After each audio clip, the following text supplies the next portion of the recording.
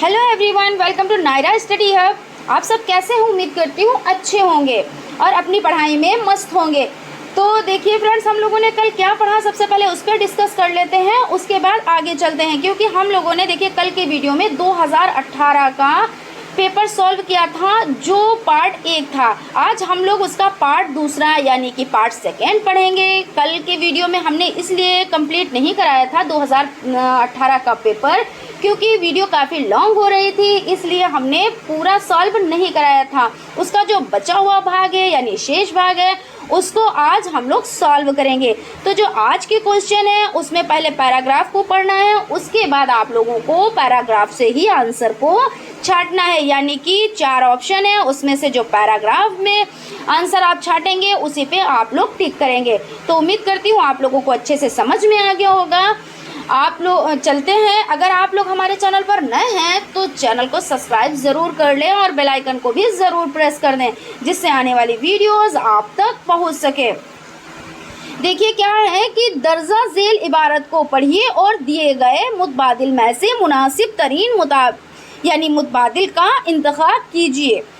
तो हम लोग सबसे पहले पैराग्राफ को पढ़ लेते हैं, उसके बाद हम लोग क्वेश्चंस की तरफ चलते हैं। सैयद फजलुल हसन नाम और उनका देखिए कौन है? सैयदुल फजलुल हसन नाम और हसरत तखलीज यानी उपनाम 1875 ईस्वी में कस्बा मोहन ज़िले के देखिए उन्नाव उत्तर प्रदेश में हुआ था। यानी उनकी पैदाइश कहाँ हुई? तो उन्नाव जिले में उत्तर प्रदेश में हुई थी। बाज़ किताबों में इनकी पैदाइश है तो वो 1880 और 1881 भी मिलता है। वो एक बेबाक शायर और बेबाक सहाबी होने के साथ साथ एक सरगर्म सियासतमा और मुजाहिद आज़ादी भी थे। अरबी फ़ारसी की इब्तदाई तालीम मकतब में हासिल की और 1899 ईस्वी में मोहम्मदन एग्लो ओरिएंटल कॉलेज मौजूदा अलीगढ़ मुस्लिम यूनिवर्सिटी में दाखिला ले लिया। हसरत ने 12 साल की उम्र में शेर कहना शुरू किया था। अब इसको हम सबसे पहले समझ लेते हैं, उसके बाद क्वेश्चन की तरफ चलते हैं कि इसमें देखिए कुछ अल्फाज हैं जिनको हम समझते हैं। देखिए क्या है कि मुजाहिद आज़ादी यानी मतलब होता है स्वतंत्रता सेनानी। मुजाहिद आज़ादी मतलब होता है स्वतंत्रता सेनानी। और देख लेते हैं कि जैसे कि आपका हो गया तखलीस, तो इसका मतलब हो जाता है उपनाम। ठीक है ना? तो अब हम लोग देखते हैं इसका जो सवाल है। पहला सवाल क्या है? अरबी फ़ारसी की इब्तदाई तालीम यूनिवर्सिटी में हासिल की या प्राइवेट में हासिल की या कॉलेज में हासिल की या मकतब में हासिल की। तो इसमें देख लेते हैं कहाँ इन्होंने हासिल की। तो आपको पैराग्राफ को देखना है, उसके बाद आपको आंसर देना है। तो आप ऊपर से आप लोग देखिए चौथी लाइन में देख सकते हैं, चौथी लाइन के ऊपर यानी कि तीसरी लाइन में देख सकते हैं कि इब्तदाई तालीम मकतब। तो इन्होंने कहाँ हासिल की? तो मकतब में हासिल की, यानी कि आपका 4 option is the right answer हो जाता है। उसके बाद देखिए गवर्नमेंट हाई स्कूल फतेहपुर से तो मैट्रिक पास किया या बीए पास किया या आईए पास किया या एमए की तालीम हासिल की।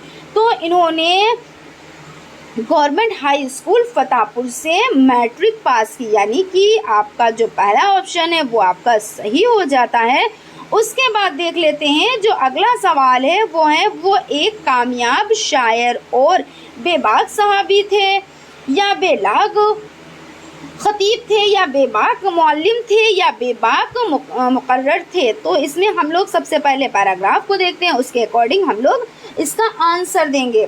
तो देखिए ये क्या है? ये बेबाक सहाबी होने के साथ साथ एक सरगर्म सियासतवा आज़ादी और देखिए और मुजाहिद आज़ादी भी थे। तो यहाँ पे हमको मिल गया कि वो बेबाक क्या थे? तो वो बेबाक सहाबी थे। आपको ऊपर से देखिए दूसरी लाइन में इसका आंसर मिल गया। तो देख लेते हैं कि बेबाक सहाबी कहाँ पे है, किस ऑप्शन पे है?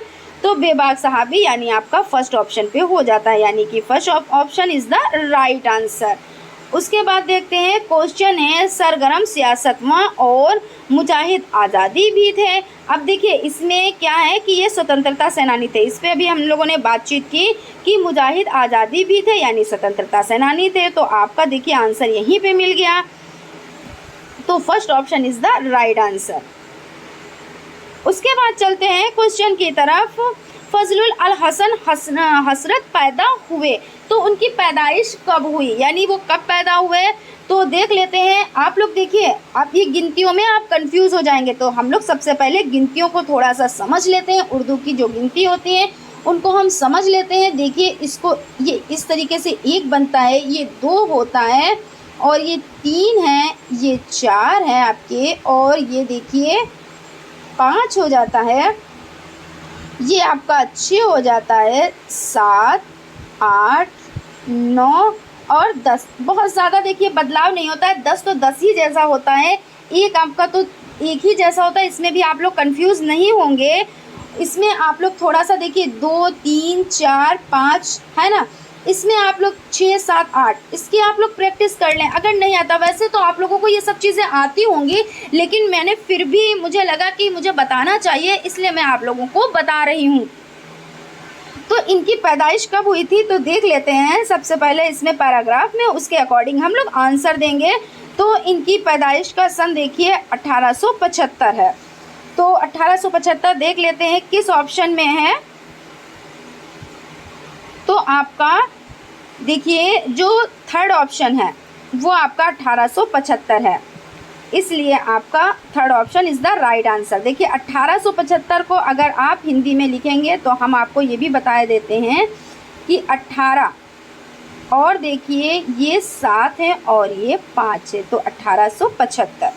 उम्मीद करती हूँ आप लोगों को बहुत अच्छे से समझ में आ गया होगा।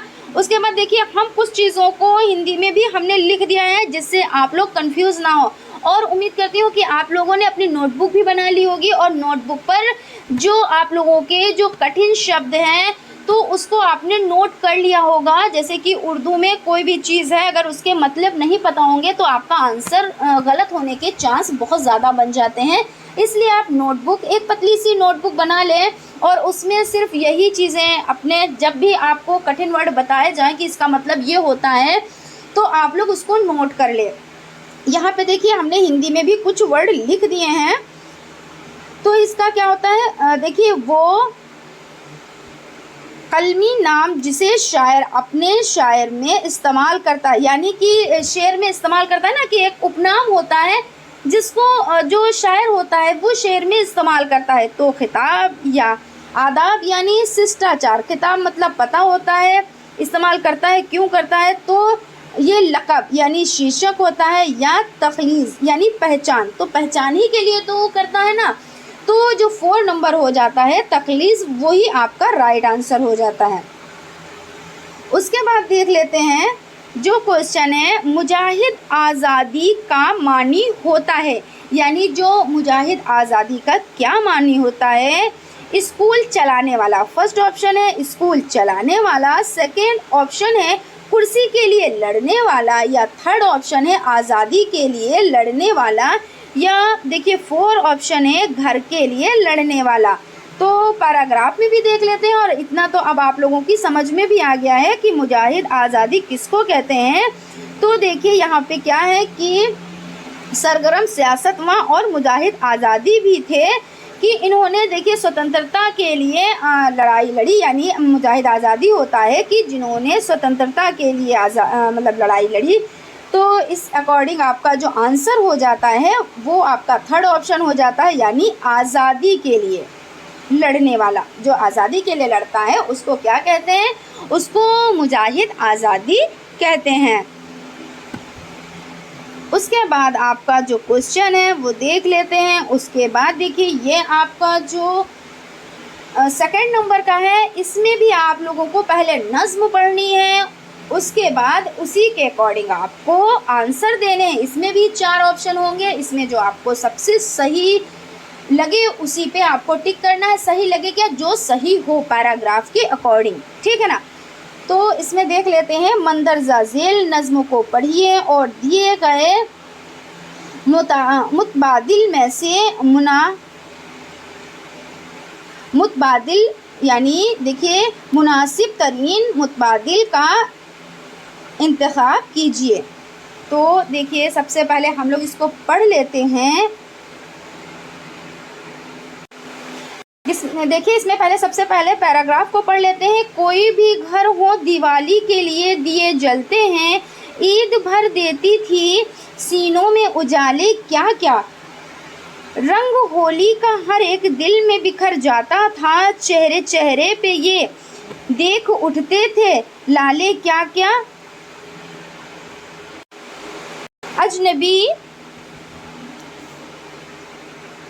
अजनबी हाथों ने लिखी थी जो तारीख तरी, इसको क्या नाम दे सोची हुई तोहमत के सिवा, अपने हर प्यार को नफरत में बदलना चाहा, क्या पुकारें इसे चालाक सियासत के सिवा, ए वतन हम तेरी तारीख लिखेंगे फिर से, तेरी तारीख है दिलजोई दिलदारी की, तेरी तारीख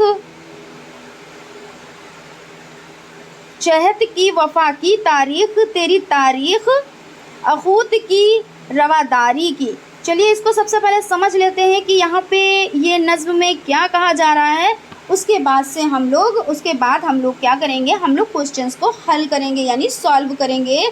तो क्या कह रहे हैं कि ईद देखिए ईद भर देती है सीनों में उजाले, रंग होली का हर एक दिल में बिखर जाता है, चेहरे पे दमक उठते थे क्या लाले, अजनबी हाथों में लिखी थी जो तारीख तरी, इसे क्या नाम दे सोची हुई तोहमत के सिवा, यानी तोहमत मतलब बदनामी के सिवा क्या नाम दिया जा सकता है, अपने हर प्यार को नफ़रत में बदलना चाहा, यानी हर प्यार को नफ़रत में बदलना चाहते थे, क्या पुकारे इसे चालाक सियासत के सिवा, थे वतन हम तेरी तारीख लिखेंगे फिर से क्या, कि क्या चतुर राजनीति के बिना हम अपने देश का इतिहास दोबारा लिख सकेंगे, और तेरी तारीख है दिलजोई दिलदारी की, यानी आज का इतिहास दयालुता का इतिहास है, तेरी तारीख ज़हत की वफा की तारीख, यानी आज का इतिहास वफादारी का इतिहास है, और तेरी तारीख अखूत की रवादारी भाईचारे की सहनशीलता का आपका इतिहास। तो देखिए यहाँ पे सियासत का मतलब क्या होता है, सियासत का मतलब होता है राजनीति। उसके बाद जो इसके क्वेश्चंस हैं उनको समझ लेते हैं, क्वेश्चन को देखते हैं और इसी के अकॉर्डिंग आपको आंसर देना है। तो सबसे पहले हम लोग देखते हैं ईद सीनों में क्या भर देती है, तो सिवैयाँ, मिठाइयाँ या खुशियाँ या उजाले। तो इसका आंसर इसी में देख लेते हैं, पैराग्राफ में ही हमको देख के आंसर देना है। तो ईद भर देती है सीनों में उजाले क्या क्या, तो सीनों में उजाले भर देती है क्या, तो आपका जो 4 ऑप्शन है ये आपका राइट हो जाता है, उजाले, ठीक है ना। उसके बाद देखते हैं हर दिल में किसका रंग बिखर जाता है, तो होली का, सूरज का, दशहरे का या मुहर्रम का। तो इसमें देख लेते हैं, देखिए रंग होली का हर एक दिल में बिखर जाता है, तो होली का रंग बिखर जाता है, इसलिए आपका देखिए जो फर्स्ट ऑप्शन है वो आपका राइट हो जाता है, होली का। उसके बाद देख लेते हैं, क्वेश्चन है आपका अजनबी हाथों ने क्या लिखी थी, तो कलाम तेरा या हिसाब तेरा या तारीख तेरी या सोच तेरी। तो इसमें हम देख लेते हैं इसमें क्या कहना चाहते हैं कि देखिए क्या क्या है आपका, कि इसमें क्या कह रहे हैं कि सबसे पहले क्या है, कलाम तेरा यानी आपकी बात, फिर आपका देखिए हिसाब तेरा यानी आपका खाता, या तारीख तेरी यानी तारीख शूटिंग की तारीख, यानी या क्या लिखा है स्वाख तेरी या गोलीबारी दुर्घटनाएं। तो इसमें क्या सही ऑप्शन हो सकता है, हम लोग पैराग्राफ में देख लेते हैं।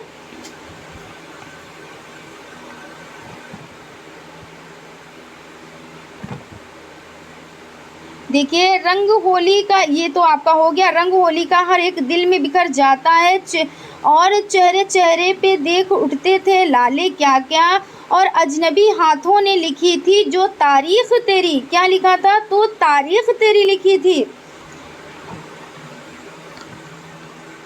तो इसमें देखिए तारीख तेरी, यानी कि third option is the right answer, तारीख तेरी। उसके बाद क्वेश्चन देख लेते हैं हम, किसकी तारीख लिखेंगे, गांव की, वतन की, घर की या शहर की। तो वतन मतलब क्या होता है, वतन मतलब होता है मातृभूमि। क्या होता है, मातृभूमि होती है, मातृभूमि। तो देखिए क्या कह रहे हैं, हम किसकी तारीख लिखेंगे, तो किसकी लिखेंगे, गांव की लिखेंगे या वतन मातृभूमि की लिखेंगे या घर की लिखेंगे या शहर की लिखेंगे। तो हम इसमें देख लेते हैं पैराग्राफ में, इसको क्या नाम दे, यानी देखिए, सोची हुई तहमत के सिवा अपने हर प्यारे को नफरत में बदल देना चाहा है, क्या पुकारे इसे चालाक सियासत के सिवा, ए वतन हम तेरी तारीख लिखेंगे। फिर से तो किसकी, तो देखिए वतन, यानी कि हम वतन को क्या करना चाहते हैं, तो आप देख लें यहाँ पे हम किसकी तारीख लिखेंगे, तो हम वतन की तारीख लिखेंगे, है ना। तो इस अकॉर्डिंग आपका जो राइट आंसर हो जाता है वो आपका दूसरा यानी सेकंड ऑप्शन राइट हो जाता है।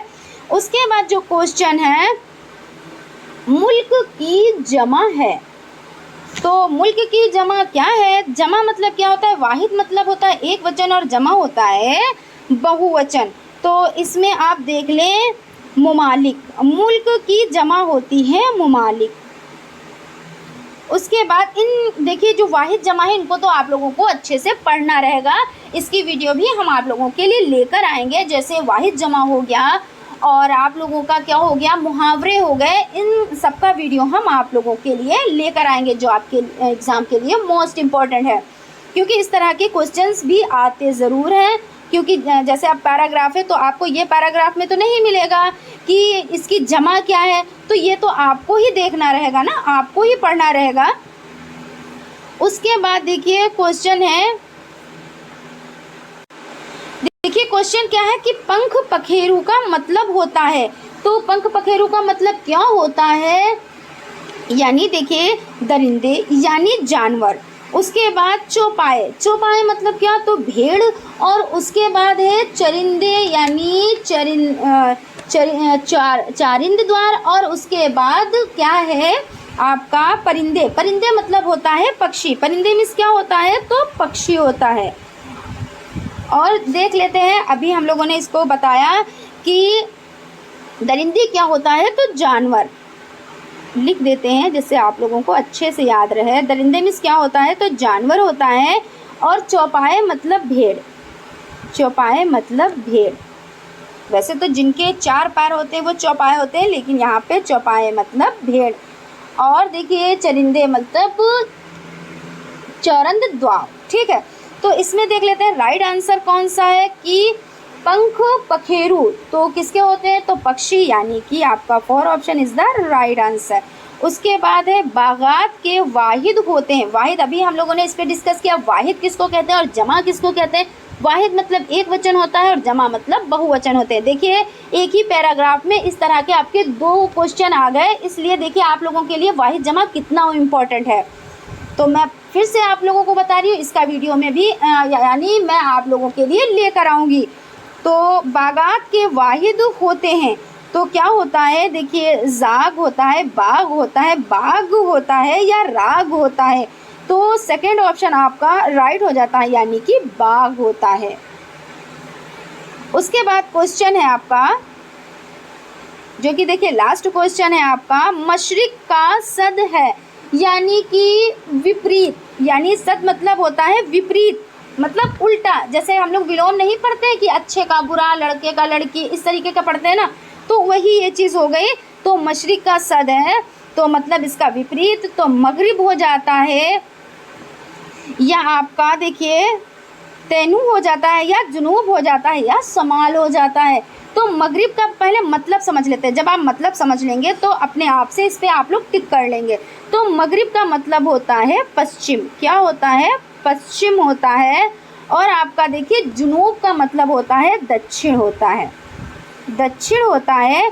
और यानी शमाल का मतलब उत्तर होता है, शमाल का मतलब क्या होता है, तो उत्तर होता है। और मशरिक का, मशरिक भी जब समझेंगे क्योंकि 4 दिशाएं होती हैं ना, पूर्व पश्चिम उत्तर दक्षिण, तो मशरिक़ का मतलब क्या होता है, यानी इसका हिंदी क्या होता है, तो मशरिक़ होता है पूर्व, यानी तो देखिए पूरब पश्चिम उत्तर दक्षिण आपकी चारों दिशाएं हो गई। तो जब आप पूरब पश्चिम उत्तर दक्षिण पढ़ेंगे तो पूरब के बाद क्या आता है, तो पूरब के बाद आपका पश्चिम आता है, यानी देखिए पूरब पश्चिम उत्तर दक्षिण। मैं आप लोगों को बता देती हूँ, उत्तर दक्षिण और पूरब और पश्चिम हो जाता है ना। तो इस अकॉर्डिंग देखिए ये आपका उत्तर हो गया, तो उत्तर का क्या हो गया, तो दक्षिण हो गया। तो जब उत्तर का दक्षिण है तो आपका ये कट हो जाता है, क्योंकि ये तो उत्तर का है। उसके बाद इसमें से दो बचे, तो देखिए पूरब, पूरब का पश्चिम हो जाता है, इसलिए पश्चिम मतलब मगरिब होता है। तो आपका पूरब और पश्चिम, आपका ये आंसर राइट हो जाता है, यानी कि first option is the right answer, यानी मशरिक यानी पूरब का, यानी मगरिब, पश्चिम आपका उल्टा हो जाता है, यानी विलोम शब्द हो जाता है। ठीक है ना। उम्मीद करती हूँ आप लोगों को बहुत अच्छे से समझ में आया होगा।